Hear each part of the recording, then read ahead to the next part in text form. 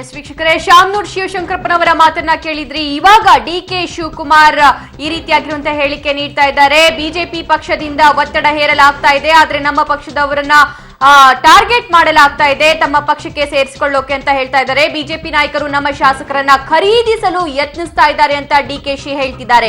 ನಮ್ಗೆ ಎಲ್ಲಾ ಗೊತ್ತಿದೆ, ನಮ್ಮ ಶಾಸಕರ ಮೇಲೆ ನಿರಂತರವಾಗಿ ಬಿಜೆಪಿಯವರು ಒತ್ತಡ ಹೇರ್ತಾ ಇದ್ದಾರೆ, ಆದ್ರೆ ಅದು ಕಷ್ಟ ಸಾಧ್ಯ ಅಂತ ಡಿಕೆ ಶಿವಕುಮಾರ್ ಹೇಳಿಕೆಯೊಂದನ್ನ ನೀಡಿದ್ದಾರೆ. ಎರಡು ಪಕ್ಷಗಳ ಬಳಿ ಸರ್ಕಾರ ರಚಿಸುವಷ್ಟು ಅಗತ್ಯ ಬಹುಮತ ಇದೆ ಅಂತ ಡಿಕೆ ಶಿವಕುಮಾರ್ ಹೇಳಿದ್ದಾರೆ. ಬಿಜೆಪಿ ನಾಯಕರು ನಮ್ಮ ಶಾಸಕರನ್ನ ಖರೀದಿಸಲು ಯತ್ನಿಸ್ತಾ ಇದ್ದಾರೆ, ಆದ್ರೆ ಇದು ಸಕ್ಸಸ್ಫುಲ್ ಆಗಲ್ಲ. ನಮ್ಮ ಶಾಸಕರ ಮೇಲೆ ನಿರಂತರವಾಗಿ ಅವರೆಲ್ಲ ಒತ್ತಡ ಹೇರ್ತಾ ಇದ್ದಾರೆ. ಎಲ್ಲಾ ವಿಷಯ ನಮ್ಗೆ ಗೊತ್ತಿದೆ, ಆದ್ರೆ ನಮ್ಮ ಬಳಿ ಮತ್ತು ಜೆಡಿಎಸ್ ಬಳಿ ಸರ್ಕಾರ ರಚಿಸುವಷ್ಟು ಬಹುಮತ ಇದೆ, ಅದು ಕಷ್ಟ ಸಾಧ್ಯ ಅಂತ ಡಿಕೆ ಶಿವಕುಮಾರ್ ಹೇಳ್ತಿದ್ದಾರೆ.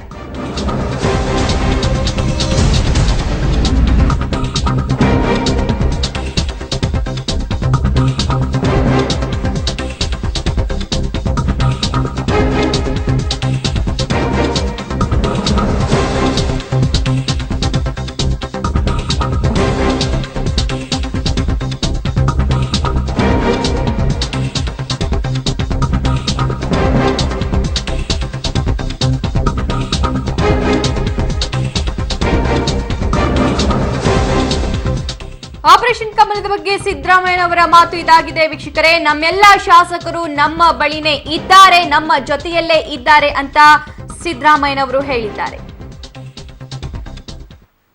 ಬಿಜೆಪಿ ರಾಷ್ಟ್ರೀಯ ನಾಯಕರು ಒತ್ತಡ ಹೇರ್ತಿದ್ದಾರೆ, ರಾಜ್ಯಪಾಲರ ಮೇಲೆ ಒತ್ತಡ ಹೇರ್ತಿದ್ದಾರೆ.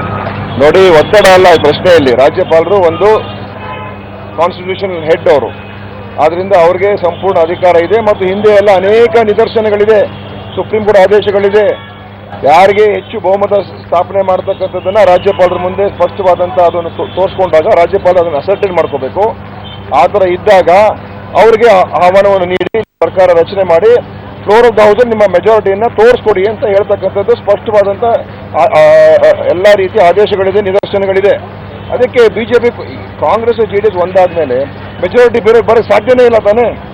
ಮೆಜಾರಿಟಿ ಬರಬೇಕು ಅಂತ ಏನಾದರೂ ಬಿಜೆಪಿಗೆ ಆಸೆ ಇದ್ರೆ ಒಂದೇ ದಾರಿ ಅಂತ ಹೇಳಿದ್ರೆ ಈ ವಾಮ ಮಾರ್ಗ. ನಮ್ಮ ಶಾಸಕರನ್ನು ಖರೀದಿ ಮಾಡೋದಕ್ಕೆ ಪ್ರಯತ್ನ ಮಾಡುವಂಥದ್ದು, ಅದು ಜೆಡಿಎಸ್ ಪಕ್ಷದ ಶಾಸಕ ಖರೀದಿ ಮಾಡೋಕ್ಕೆ ಪ್ರಯತ್ನ ಮಾಡುವಂಥದ್ದು, ಕುದುರೆ ವ್ಯಾಪಾರ ಮಾಡೋದು ಅಥವಾ ಬ್ಲ್ಯಾಕ್ ಮೇಲ್ ಮಾಡುವಂಥದ್ದು, IT, CBI ಎಲ್ಲ ಉಪಯೋಗಿಸುವಂಥದ್ದು, ಈ ಒಂದು ಕೆಟ್ಟ ಪರಂಪರೆ ದಯವಿಟ್ಟು ಬಿಜೆಪಿಗೆ ಬಿಟ್ಬಿಡಿ. ನೀವು, ನಿಮಗೆ ಜನ ಆದೇಶ ಕೊಟ್ಟಿಲ್ಲ. ನೀವು ಜನ ಆದೇಶ ಏನಂತ ಹೇಳಿದ್ರೆ ಬಹುಮತ ನಿಮ್ಗೆ ಕೊಟ್ಟಿದ್ದಾರಾ? ಇಲ್ಲ.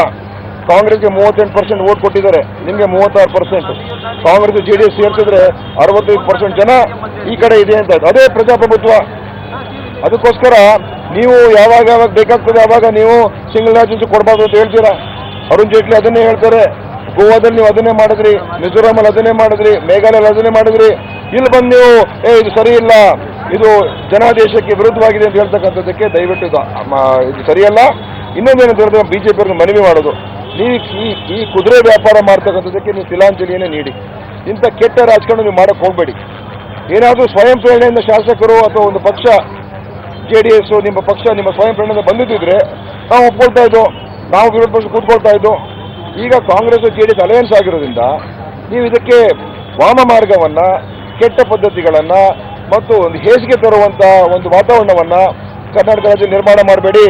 ಹಿಂದೆ ಕರ್ನಾಟಕ ರಾಜ್ಯದಲ್ಲಿ ನಾವು ನೋಡಿದ್ದೇವೆ, ಆಪರೇಷನ್ ಕಮಲ ಅಂತ ಒಂದು ಕೀಳ ಮಟ್ಟದ ಪದ್ಧತಿಯನ್ನು ನೀವೇ ಸೃಷ್ಟಿ ಮಾಡಿದ್ದು.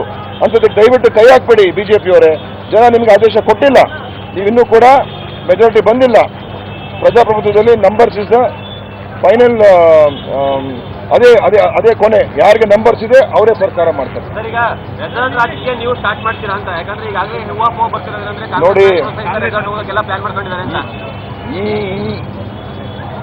ಇನ್ನು ಏನು ಮಾಡಬೇಕು ತೀರ್ಮಾನ ಆಗಿಲ್ಲ.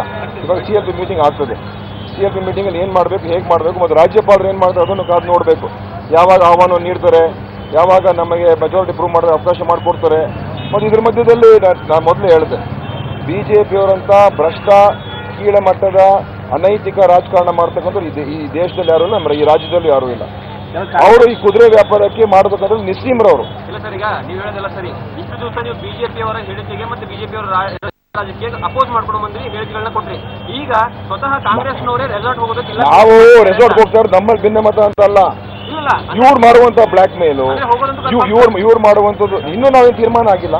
CLP ಮೀಟಿಂಗ್ ಆಗ್ತದೆ, ಎಲ್ಲ ವರಿಷ್ಠ ಕೂತ್ಕೊಳ್ತೀವಿ, ರಾಜ್ಯಪಾಲರ ತೀರ್ಮಾನ ಏನು ಅಂತ ನೋಡ್ತೀವಿ. ಆದರೆ ನಮ್ಮ ವ್ಯವಸ್ಥೆಯಲ್ಲಿ ಇವತ್ತು ನೋಡಿದ್ದೇವೆ ಯಾವ ಹಂತಕ್ಕೆ ಯಾವ ಮಟ್ಟಕ್ಕೆ ಬಿಜೆಪಿ ಅವರು ಹೋಗ್ತಕ್ಕಂಥದ್ದು ನಾವು ನೋಡಿದ್ದೇವೆ.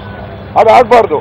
ಇವತ್ತು ಜನ ಬಯಸೋದೇನು ಕರ್ನಾಟಕ ಒಂದು ಸ್ಥಿರ ಸರ್ಕಾರ ಬೇಕು, 5 ವರ್ಷ ಸರ್ಕಾರ ನಡ್ಸ್ಕೊಂಡು ಹೋಗ್ತಕ್ಕಂಥ ಒಂದು ವ್ಯವಸ್ಥೆ ನಿರ್ಮಾಣ ಆಗಬೇಕು. ಅದು ಬಯಸಿದ್ರೆ ಹೊರತು ಬಿಜೆಪಿ ಏನಾದರೂ ಇಂಥ ಒಂದು ಪ್ರಕ್ರಿಯೆಗೆ ಕೈ ಹಾಕಿದ್ರೆ ಜನ ಅವರಿಗೆ ಚೀಮಾರಿ ಆಗ್ತಾರೆ ಅಂತ ಈ ಸಂದರ್ಭದಲ್ಲಿ ಹೇಳ್ತಾ ಇದ್ದಾರೆ. ಈಗ ರಾಜ್ಯಪಾಲರು ನಿಮಗೆ ಅವಕಾಶ ಕೊಡ್ತಿದ್ದ ಮುಂಚಿನ ನಿಮ್ಮ ನಡೆ ಅಂತ ಅದೆಲ್ಲ ಆಮೇಲೆ ಹೇಳ್ತೀವಿ. ಯಾವುದೇ ಕಾರಣಕ್ಕೂ ಕೂಡ ಕೊಡುವಂಥದ್ದು ಅವಕಾಶ ಇಲ್ಲ. ಯಾಕಂತ ಹೇಳಿದ್ರೆ ಅವರಿಗೆ ನಂಬರ್ಸೇ ಇಲ್ಲ, ಕೊಡುವಂತ ಅವಕಾಶ ಇಲ್ಲ. ಯಾಕಂದ್ರೆ ಬಿಜೆಪಿಗೆ ನಂಬರ್ಸ್ ಇಲ್ಲ. ನಂಬರ್ಸ್ ಮೊದಲು ರಾಜ್ಯಪಾಲರಿಗೆ ತೋರಿಸ್ಬೇಕು.